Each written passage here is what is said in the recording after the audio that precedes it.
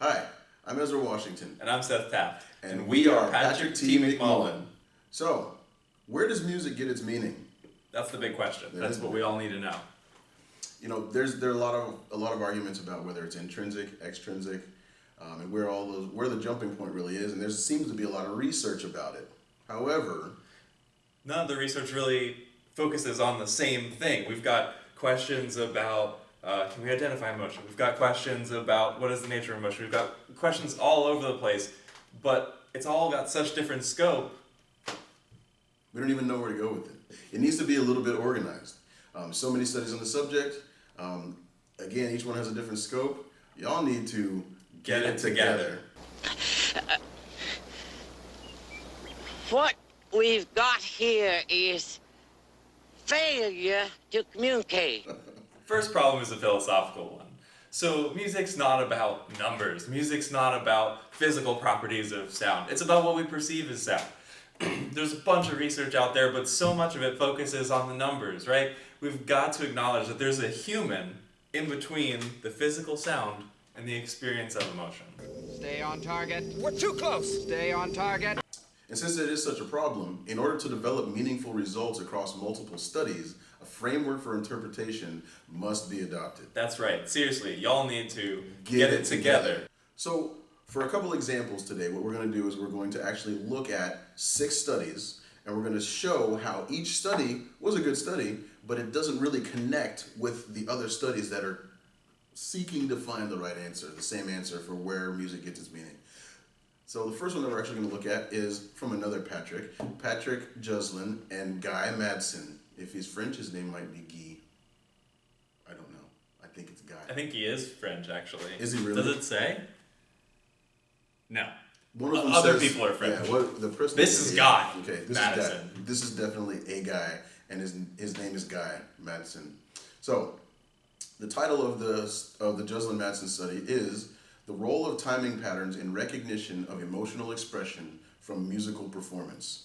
Now, they used tons of sound equipment, 4 emotions to choose from, which were anger, fear, sadness, and happiness. 3 professional piano players, each one of them having 25 years of experience on the piano. 2 well-known melodies, Nobody Knows and Win the Saints, and one purpose: to manipulate timing cues to measure accuracy of emotional responses. It's even more complex than that, but it was just one purpose, I promise.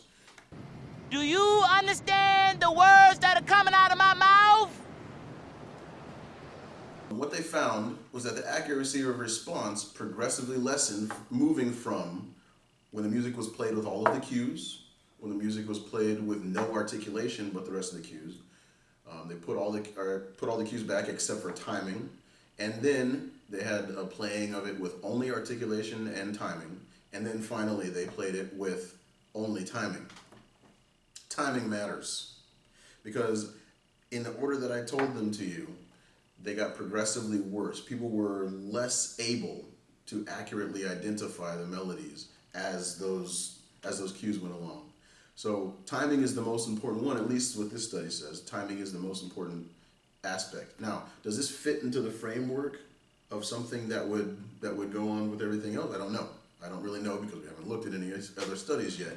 But we'll find, and as we go through the rest of the studies, you'll find that no, it doesn't really, because it gave no account to meaning or preference. It merely sought to understand if the listener could actually distinguish what the melody was. There was no likability or preference applied to it.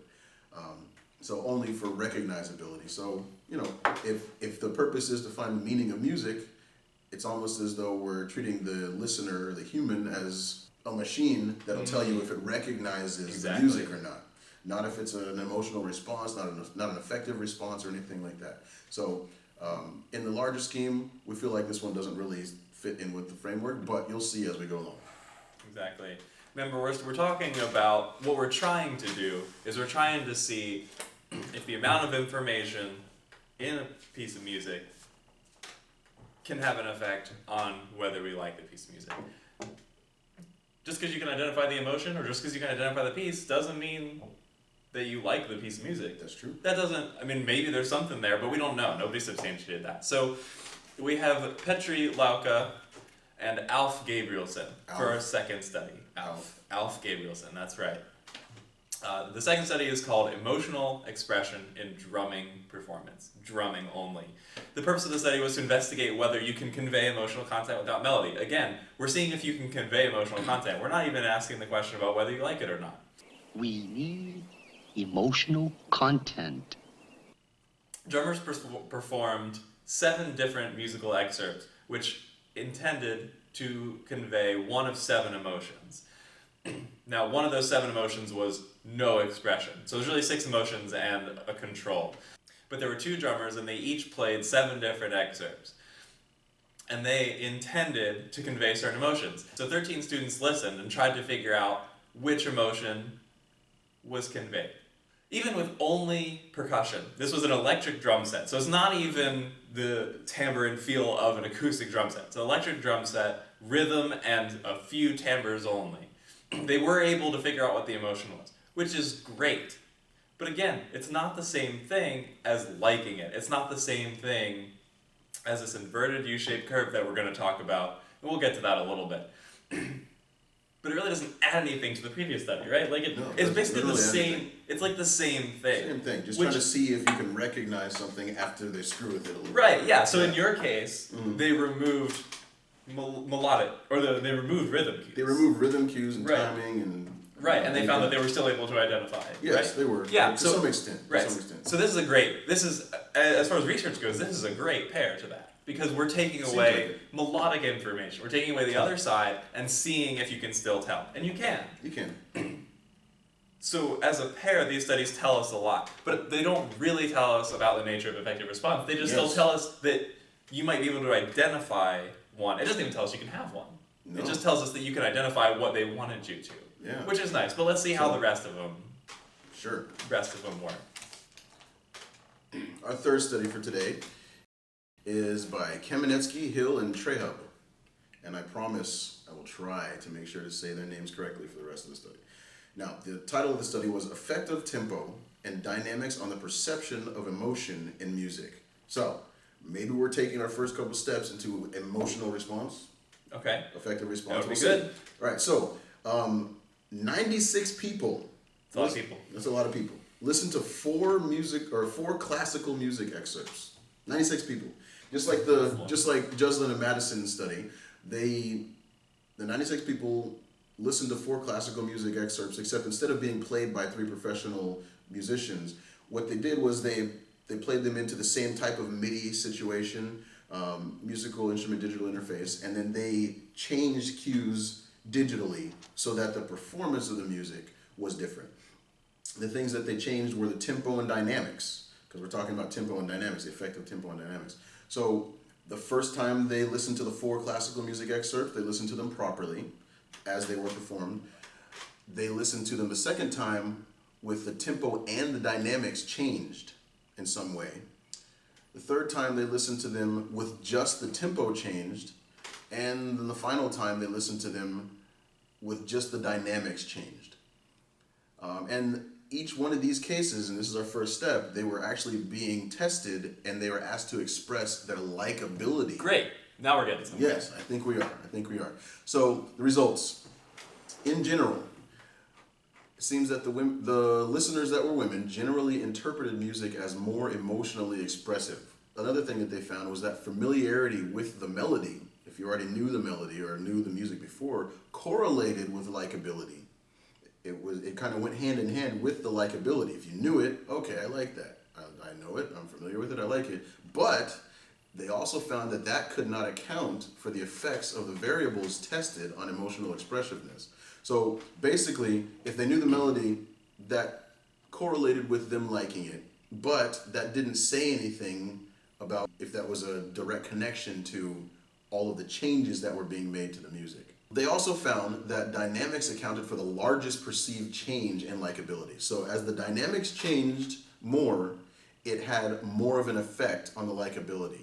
So people like when dynamics change. They do. Okay. They liked it more. It said as it increased. It didn't say whether it was louder or softer or stronger or quieter or anything like that. It just said that as the more that the dynamics changed, The more the more that people liked it. Well, so that's good because that's what we tell our students all the time. That is true, because nobody wants to hear a very loud band. Mm-hmm. Can I point at my students right now?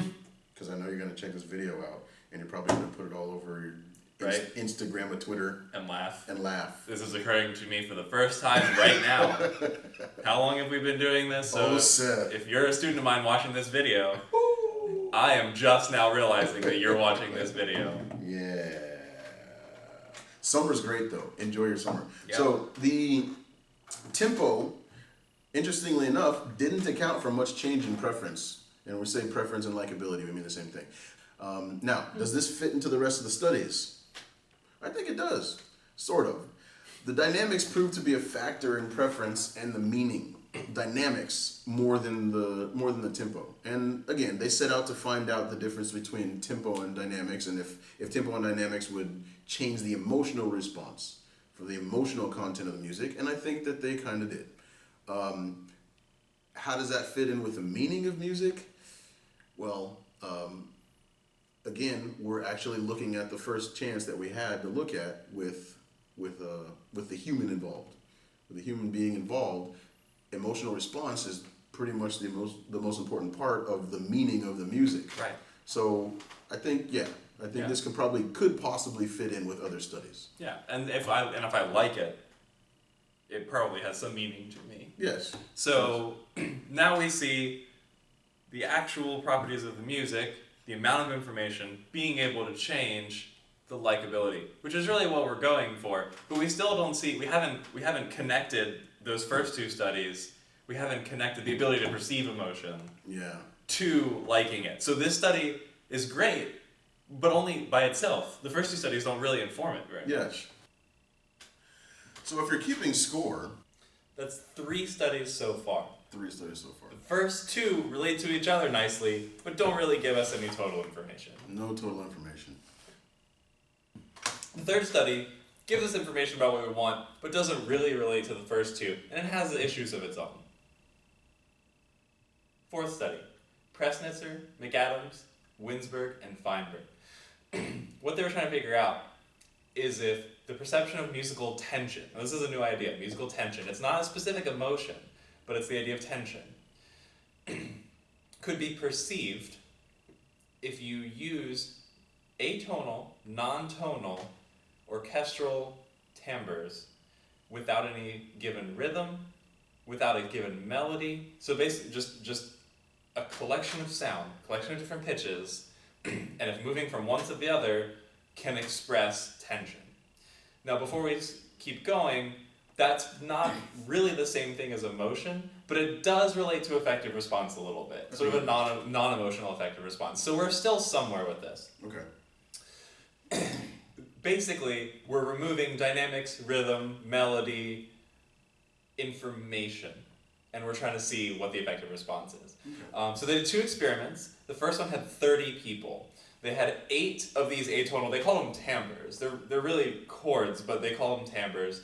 They have 8 of them, which makes 56 possible pairs if you flip the order. So everybody, and this is a lot, everybody had to listen to each pair. All 56 pairs of timbres, and these are atonal timbres. This isn't a G major chord and a D major chord. These are atonal timbres, 5 or 6 different instruments, and tell the researchers whether they thought the amount of tension increased or decreased. So are we going from a place of tension to release, or are we going from a place of release to tension? 56 pairs.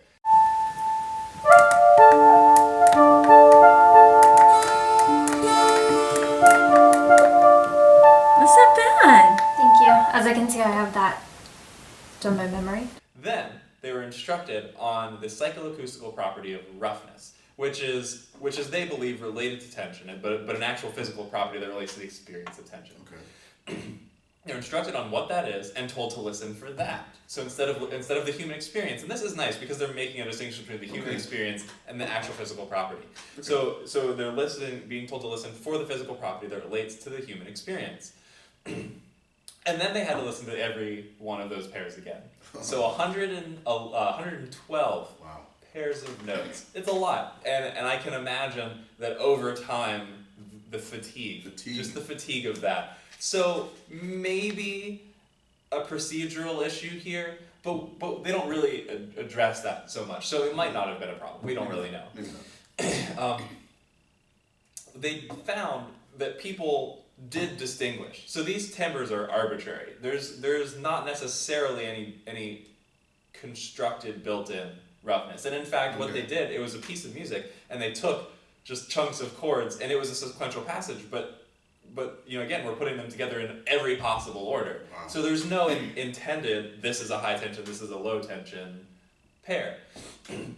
But even so, the patterns showed up in people's analyses of these timbres. So that means that the tension and then the roughness did exist. It wasn't just, random data, the patterns emerged. So that means that even with removing all these things that they removed and only giving these timbres, we have a little bit of effective response. So tension was effectively conveyed.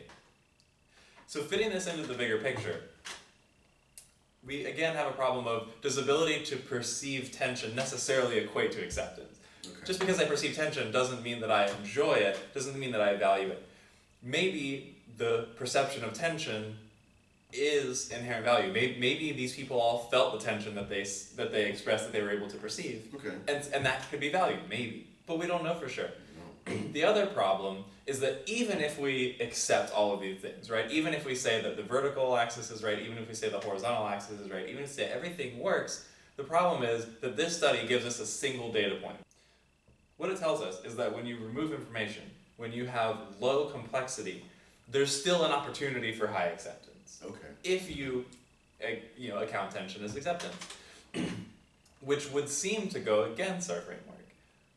But there's no context given for that data point. None. There's no other. Some of the other studies have sort of gradually removed information. This just removes all the information at once, except for timbre. So all we've shown is that timbre, in this case, whatever is meant by a timbre, yeah, right? Whatever's kind of different than musical timbre, yes. Exactly, yeah. Is that those things can, again, if you're very generous, elicit effective response and hold value.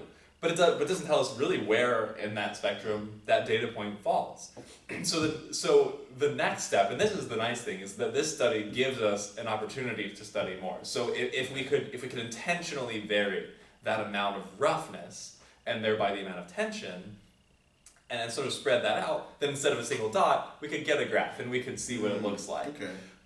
But we don't have that here. So, on to the next study. We only have two more. This next study is by Kiminska and Woolf. The title of the study is Melodic Line and Emotion, Cook's Theory Revisited. In 1959, Cook posited the existence of a basic set of melodic lines, or terms, that convey a particular emotional meaning.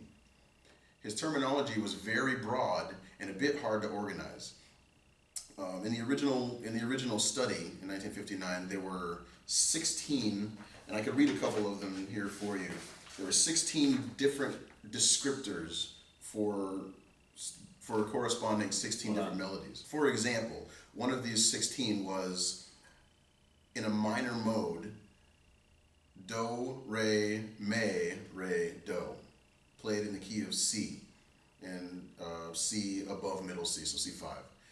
So you play 1, 2, 3, 2, 1 in a minor mode, and that description for that was supposed to be a sense of inescapable doom. Inescapable doom. Sense of Doom. inescapably. You can't get away from 1, 2, 3, 2, 1 in a minor mode. Was he playing on piano? Because that Oh gosh. piano gives me a sense of inescapable. Yeah, I mean, just the instrument itself is very, it's very difficult. Okay, I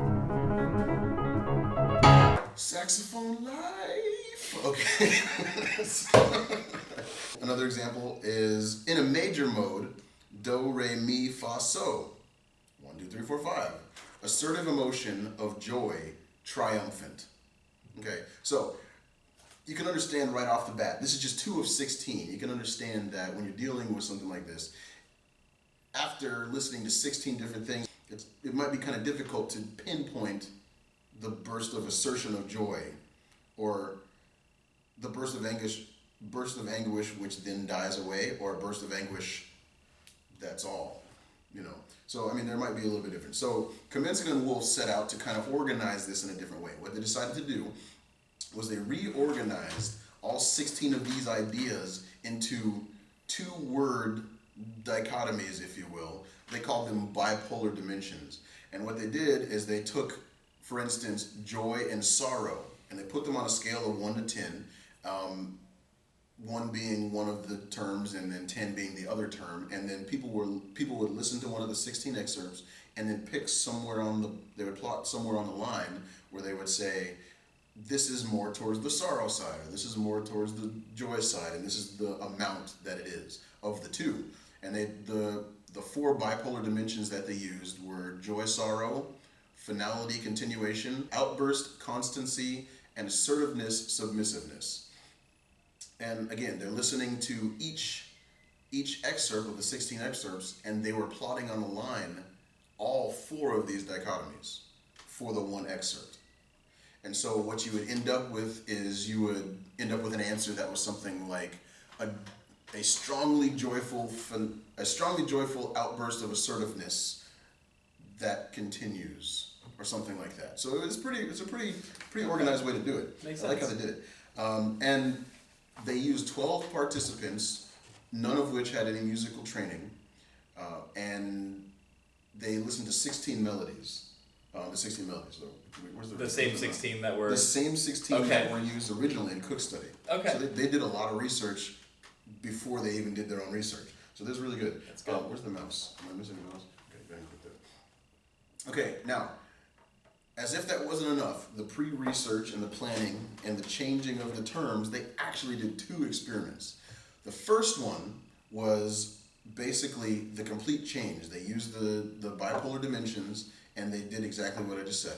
And they did that with the 12 listeners. The second experiment actually pretty much just re-administered Cook's original experiment with a few basic modifications to the titles of the responses.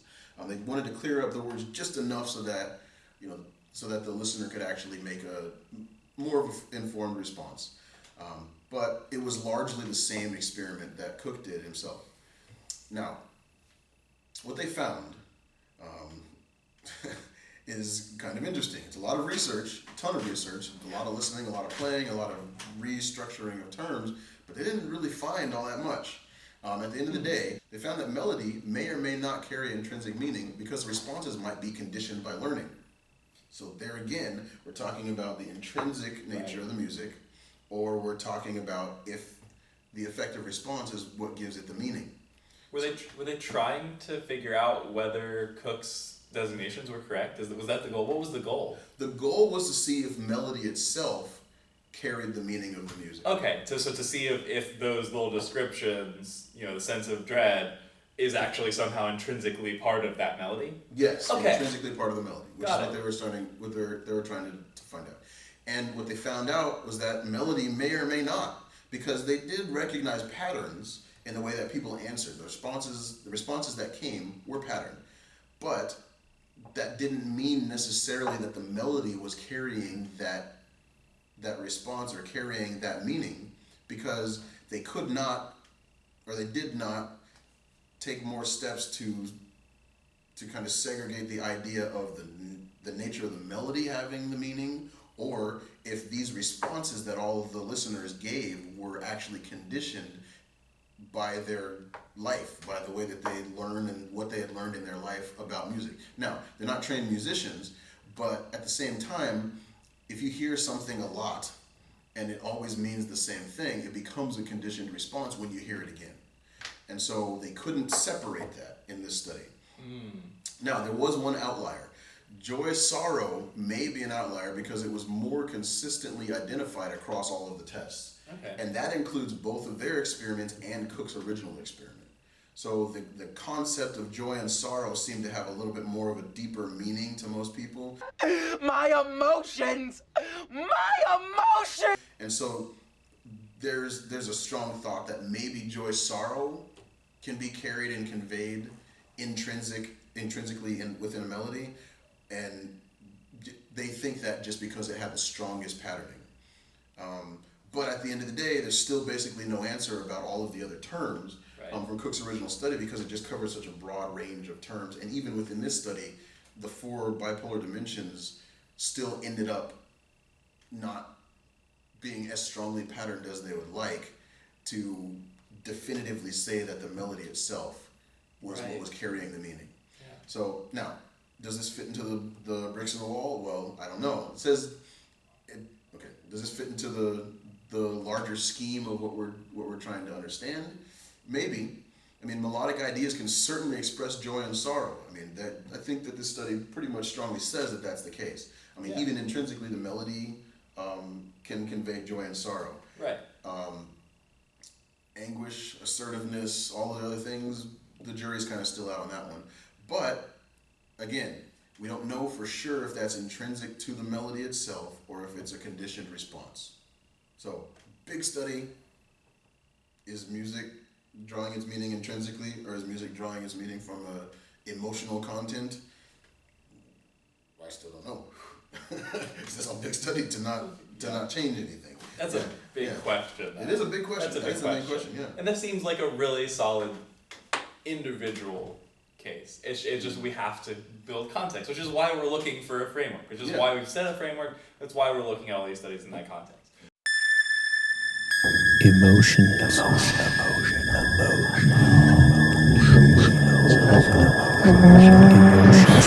So it looks like, so far, before we hit our last one, we have two studies that complement each other really well, but don't necessarily give us any information in our larger context. Okay. We have one study that gives us some information, but right now we don't have anything else to interpret it with.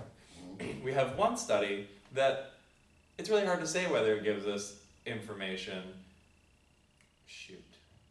That was just the Pressnitzer one, right? Yeah, I don't know why I'm having so much trouble with that one. That was a weird one. That was a weird one. I had something negative to say about it that I wanted to bring up again. I'm going to cut between all these. Yeah, so I'll just start right here with the Pressnitzer. Okay, that's what it was. Okay, got it. So our fourth study gave us maybe a single data point with no context, which isn't very useful unless we specifically use that study to give us more.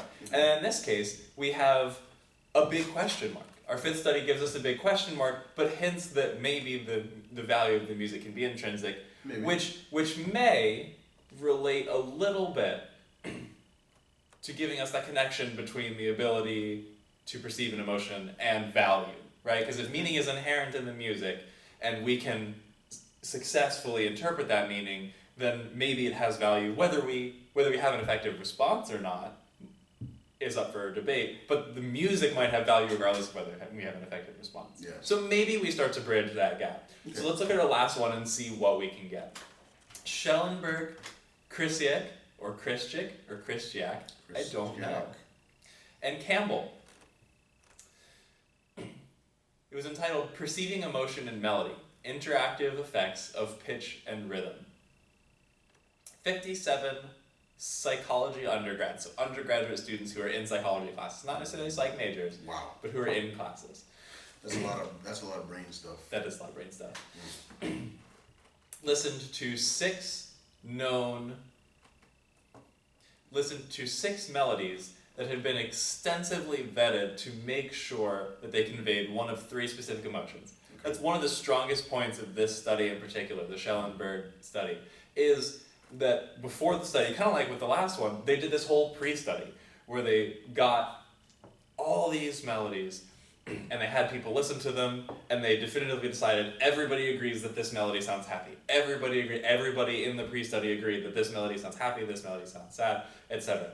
So we have these six melodies that have been pretty extensively vetted to express one of three emotions. They played them to each of the 57 students.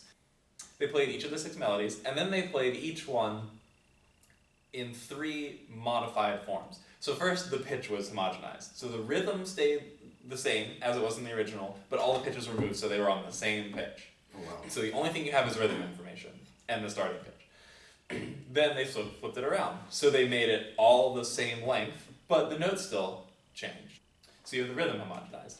And then, for some reason, and I still haven't been able to figure this one out, they homogenized both the rhythm and pitch, which by my understanding only gives you the same note played over and over again in quarter notes.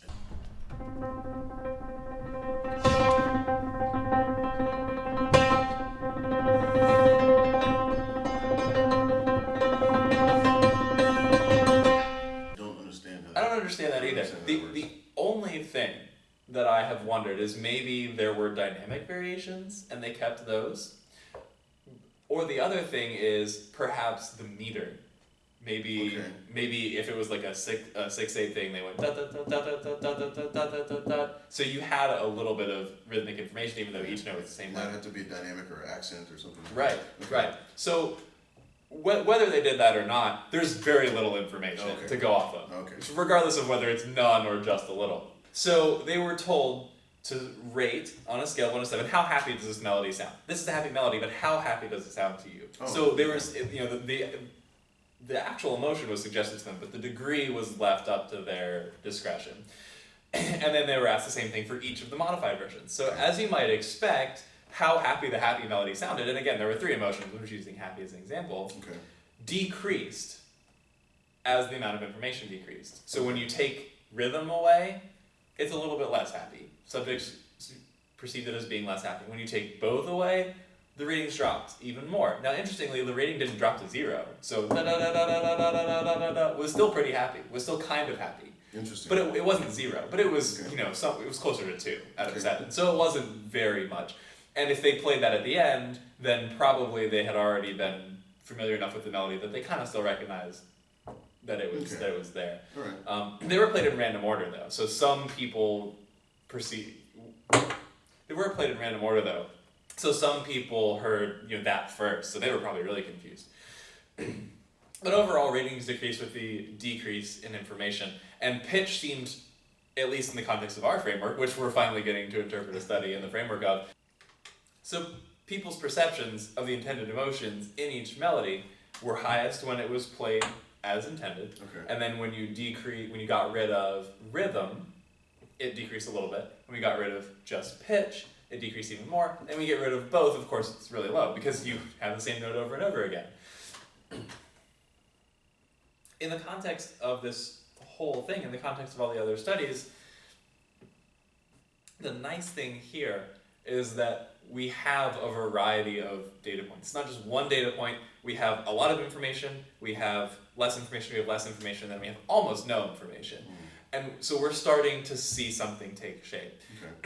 If we expect to see an inverted U-shaped curve, then what we're seeing here is the left half of that inverted U-shaped curve. We're seeing more information is more acceptance. Now, again, does the ability to correctly label an emotion equate to acceptance? Maybe. We can't really say for sure. But assuming that it does, we have the left half of this graph where the more information is the more acceptance. So we're starting to see something. There are a few little issues, but this is where our framework comes in. The purpose of the framework is to tie together studies and suggest future ones. So the great thing about this study is that it really suggests a lot within the framework, which is really what we're going for. And the point is to put all these things together. So from this last study, we can work to, instead of just all the information, only melodic, only rhythmic, none, some of the rhythmic, some of the melodic, and vary that a little bit so we can get a little bit more, instead of these 4 separate data points, we can kind of make sure that it actually does flow the way we expect it to do. We could also, since we have, and some of the other studies give us this too, we have the left half of that graph, the only information that we have is that the more information we have, the more acceptance there is. Or alternatively, the less information we have, the less acceptance there is. Which is great, but that's not an inverted U shape, like we guessed it was. So people need to push past that optimal complexity level. People need to see if too much information causes the acceptance to go down. Because maybe more information just causes the acceptance to go up. But we don't know, and that's the big issue. The other thing, and we kind of started to do this, but to really work to establish that link between emotional content and the ability to interpret emotional content and actually acceptance rejection. Again, being able to understand that this piece is supposed to be happy doesn't mean I like it. So even if I don't necessarily have to like it, establishing that link between those two ideas, which again, we started to do a little bit. If music sort of has inherent value to it, then I don't necessarily have to feel an affective response in order to acknowledge that there's value there. But if it has to be through my interpretation, then we have some problems. So attempt to establish those links. So any of those things could fit within our larger framework of this inverted U-shaped curve and trying to figure out where everything fits in. So we've got 6 studies. 6 studies. And we've sort of looked at them all individually, but let's look at them overall. So the first thing we want to know is, to what extent does it feel like the researchers listened to us? Doesn't seem like they did. No, doesn't seem like they did. It just seems like, again, and everybody has a different way of approaching it, obviously. Some of them seem to link up with each other, like we said, the first 2 studies did, but it's just that it doesn't speak to that bridge between the intrinsic and the extrinsic. It just doesn't speak to it. And in different ways, each one of these studies ends up having the same situation happen. The same thing. Maybe they're coming from a different standpoint. This one considers mainly the intrinsic value. This one considers almost exclusively the extrinsic value. Maybe this one deals with the emotional content, and maybe this one only deals with the nuts and bolts of the music itself. So it's a lot of different areas, but we're not really triangulating on something that's really focusing on what we're supposed to do together as a whole. Right. I feel like triangulating is the important word here. The purpose of establishing this framework was to get everybody to the purpose of establishing this framework was to sort of get everybody to put all of their studies into the same basket so that we could understand. And there's some things we can extrapolate, but not anything helpful yet. I think we're on our way. Yeah, we're on our way. But, if they'd really taken our suggestion to heart, they probably could have done a little bit better. I will give them credit on the philosophical grounds, though. Yes. The framework itself, maybe not. Philosophical grounds, a lot of these studies go way out of their way to make sure that the human experience is accounted for. Yeah, even to the extent of the one actually taking, just really extensively vetting that one, all the different recordings to make sure that this song, as much as possible, equals happiness or sadness or whatever. And then that took a lot of effort and a lot of time. Exactly. And then that 2 experiment study where literally the entire first experiment was making sure it was all right, making sure everything was set up properly, and then your second experiment is the actual experiment. So, great job taking that philosophical element of it. The framework, maybe not so much. So the second question is, to the extent that they did, because, it could have been better, but, we got, for example, several of the studies showed that the left half of that graph, the left half of that rejection and acceptance graph, less information means you like it less. So there's something here, but to what extent does it look like our idea of rejection and acceptance holds? The framework itself is what we're talking about. The framework that we have for making sure that we have a common goal is kind of important. And these studies, again, I think we already touched on it a lot. Because they didn't set out with a specific goal of following this framework, reasonably we could assume and reasonably we can see that it doesn't go in that direction. We're not surprised. It just doesn't, they didn't set out with that plan, so there's no way it's going to really line up. Right. Yeah, so basically what you're saying is they didn't. Of course our framework holds, because nobody bothered to attack it. It holds for us. It holds for us. And then, again, with that left half, with that amount of information, we could say anything. We could draw anything on the other sides of that and say, this is what we expect to happen. But, nothing that we presented in our framework doesn't hold. The only thing I will say is that those 2 experiments that give us those single data points that show that when you decrease the amount of information, you can still interpret the emotion. If you interpret that as low information, high acceptance, that sort of presents a problem for us. That does. But because they didn't give any context, we still get to walk away with our framework intact. Exactly. Because they didn't give anything about preference. They just said, I can recognize if this is joy or sorrow. Do I like it? Doesn't matter. Right. It wasn't part of the test. Yeah. So if the tests are structured differently, or if somebody else goes in and does similar tests but structures them differently, those might actually be the weakest parts, is where you can take away a lot of information. but we'll see. We'll see. We'll see. So what should be the focus of future studies on affective response, do you think? Well, I think. Do we think? What do we think? We are Patrick. What does McMullen think? Us. Me. Yeah. Well, it talked a little bit about, I don't know, the biggest thing for me, I think, is that the other half of that continuum, right? Getting more information into the musical stimulus to see if basically we can overload people and make them not like it, or if we're going to use this as our variable, not be able to understand how happy it is. You put so much information that you can no longer understand how happy it is, or so much information that you don't even like it. That's true. I would also think, especially when we start to get in the right side of the graph, on the downward slope, that's going to be the most difficult. Yeah. Because in most of these studies, we were considering non-musically trained listeners. Yes. I mean, one of them was a whole bunch of psychology students. Yep. One of them, and quite a few of them, at least 2 or 3 of them specifically said non-trained, non-musicians. And that's a big deal because we're taking a segment of what we think is a population, and obviously every individual has a different varying level of understanding, even if they're a non-trained musician. That's true. If you take maybe all musicians that were trained by private lessons with instructor X and on one instrument, and we're the same age and the same economic stand, all of those kind of things. Obviously, we're talking about a really pinpointed type of study in that case. But at that point, we might say, all right, well, these people, this amount of people had this type of background, they've had this type of musical experiences,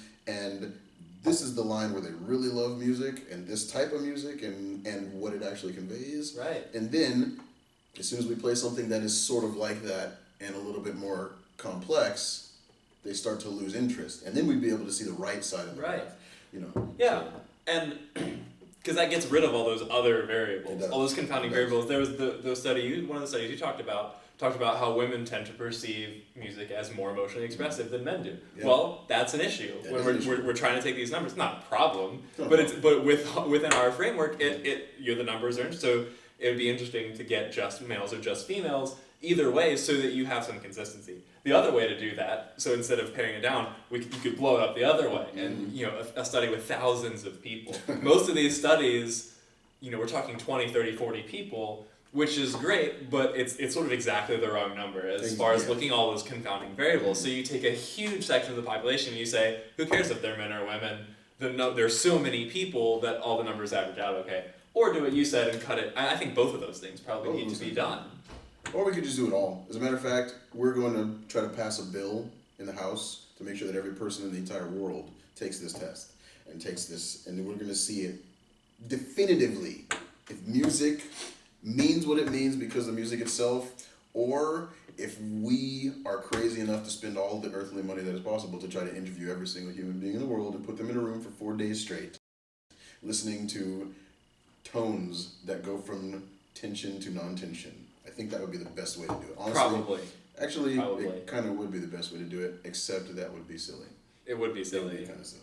But silly is good. Silly is good. So in summation, there's a lot of information. There's a lot of helpful information. There's a lot of information that could have been better.